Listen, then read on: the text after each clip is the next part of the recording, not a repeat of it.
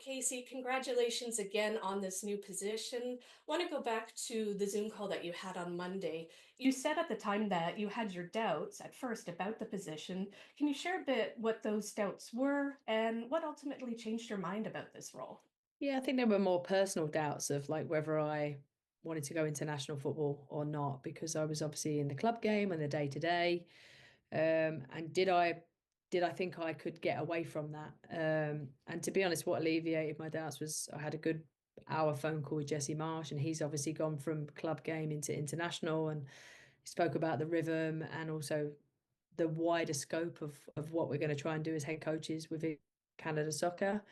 And then obviously wider discussions with Kevin Blue, obviously CEO, and his visions, his values as well, and were really, really important. And I felt we were really aligned on quite a lot of things. And the more I got to know the culture that was created within the team and the people of Canada and the fan base, it just seemed a program I really was wanted to get involved in, and I was determined to be part of it.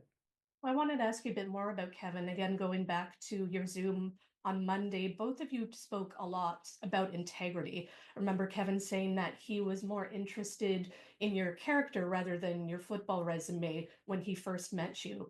For you personally, why is integrity and accountability so important and possibly more important than the football side of things? Honest, every decision I've made through my career has been based on my values and my principles as a person. Like, I didn't grow up with a lot. I worked hard for everything I've got. I've had some really good experiences in football. I've had some really bad ones. And the bad ones have taught me what I wouldn't want to do and how I wouldn't want to treat people. And for me, that was a big part. And my previous experience as well, and the way I was let go in my previous job taught me a lot about like alignment and also like character and how I want to be involved with an organization and leadership that cares about people, and is accountable to that. And I think accountability is so important and integrity is so important. I want to win, but I want to win doing it the right way with the right people. And I think we're capable of doing that here. We've got an extremely talented pool of players. The Canadian soccer has been steeped in tradition of success for the women's game, and I'm just here to help take that on. Okay, well, let's look at on the pitch now, where Canada is well known as a defensively strong team, and you have a reputation as a defensive-minded coach, obviously going to your playing days as a defender as well.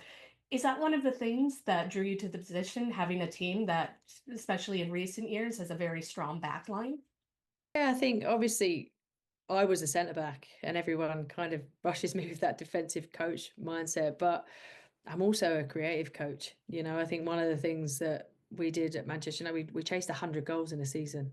We tried to score as many opportunities as we could. When I went to Wave, we were top two, top three goal scorers in the league over the two seasons where we had success. So for me, I think defensive stability and security enables you to be able to attack because it gives your attackers more freedom. So for me, taking on this role, knowing the team's already defensively organised, knowing they've got fantastic players in their back line, great goalkeeper, it's now how we can influence the attacking side of the game. How can we create more goals for opportunities? How can we be more aggressive with the ball? How can we be more attacking? So that is for me the exciting part of the job. I can continue to drill down into the defensive side and make sure that we're absolutely detailed and resolute in our defending, because clean sheets are going to be really important when you want to win a World Cup, but you've also got to be able to score goals, and that's something that I think we can really bring to the team and impact. Looking at your two most recent coaching roles with Manchester United and San Diego, in those instances, you were taking on new teams, so there wasn't that existing knowledge of players. With the Canadian national team, is it a positive for you to have an existing knowledge of the players and what the team can bring on the pitch? Yeah, absolutely. So much good work has already been done. What they were able to do last year in, I think, difficult circumstances was like, it was inspirational, to be honest, during the Olympics, and they've already won an Olympics. They've had successful campaigns. There's a really strong program here. So I'm just about able to come in and build on that and layer onto that and enhance it. Previously, I've had to build from scratch. So for me, this is such a good opportunity. Well, of course, one of the players that you know quite well is Kaylin Sheridan, having coached her for several seasons at the Wave. I know you've spoken fairly highly of her before. Where does she rank for you in terms of goalkeepers in the women's game? I think she's one of, if not the best in the world. I think if you put her in the right position, supported by the right people, and you play the right style, she can flourish. And I've seen her be exceptional, in performances when I was coaching her, and I'm really looking forward to working with her again. And I think, continuing to take her back to number one. You're joining the team with 2025 being, for lack of a better term, kind of an off year with no major tournaments and the next major event coming up in 2026 with World Cup qualifying. As a new coach, is this extra time a luxury or would you rather have a more immediate goal? No, I think it's really, really, really good that we've got this time because it enables me to have time to explore, discover, learn, listen, observe, and see what's really, really good already in the program and in the team.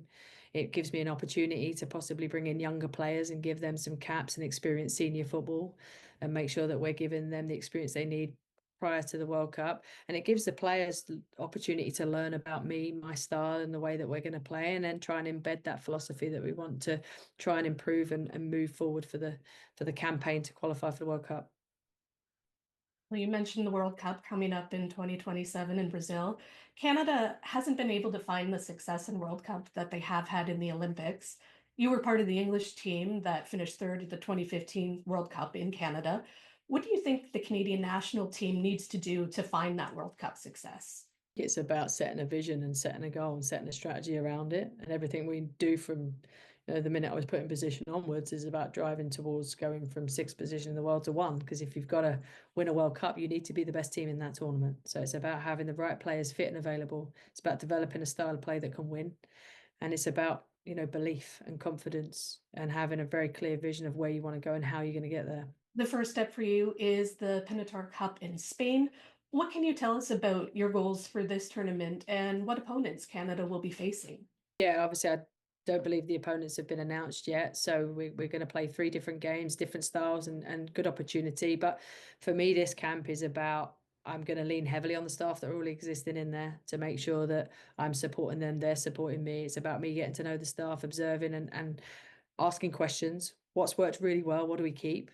What are the tweaks we need to make? And also the same with the players, getting to know them as people, as players, and also just starting to gradually embed the way we want to play against different opposition. It should be a really good test for us. And to wrap up, I wanted to ask you, one of your iconic coaching traits is using a cooler as a seat. Yeah. Do you have a cooler ready to go for the Canadian sideline? I'm hoping I'll be speaking to our equipment person and making sure that there is one. Absolutely fantastic. Well, Casey, Thank you. congratulations again, and looking forward to seeing you in your first camp for Canada. Thank you very much.